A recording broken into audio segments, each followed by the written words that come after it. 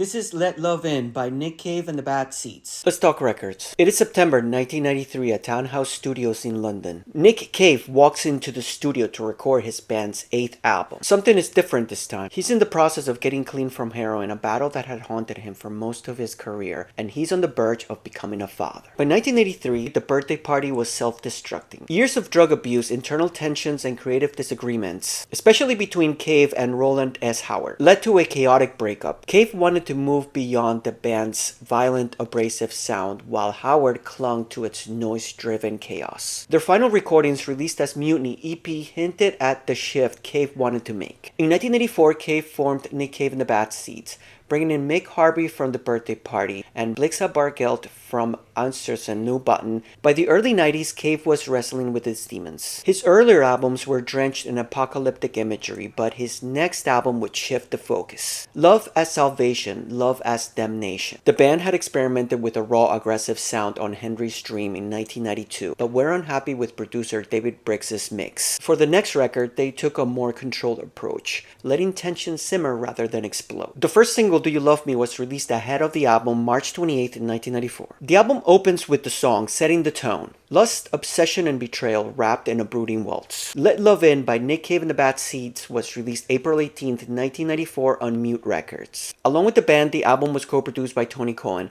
who helped refine their sound, balancing menace and elegance. Next single was Loverman, released July 4th, 1994. It is a twisted, hypnotic track, later covered by Metallica and Depeche Mode's Martin Gore. Next was Red Right Hand, released October 24th, 1994, just in time for Halloween. Inspired by John Milton's Paradise Lost, its creeping organ line and unsettling bells made it a signature track, later cemented by Scream, Peaky Blinders, and endless film placements. Chart-wise, Let Love In wasn't a massive success, but it solidified Cave's cult status from post-punk outsider to a commanding gothic preacher. In Australia, it peaked at number 8, marking his growing mainstream recognition. In the UK, it didn't initially crack top 40, but Red Right Hand took on a life of its own, elevating the album's legacy. Critics held Let Love In as a career high, bridging the fire and brimstone intensity of Cave's past with the ballad-driven introspection that would define his future. Let Love In was more than just an album, it was a reckoning. A gothic masterpiece of passion, violence, and redemption that proved once and for all that Nick Cave had fully transformed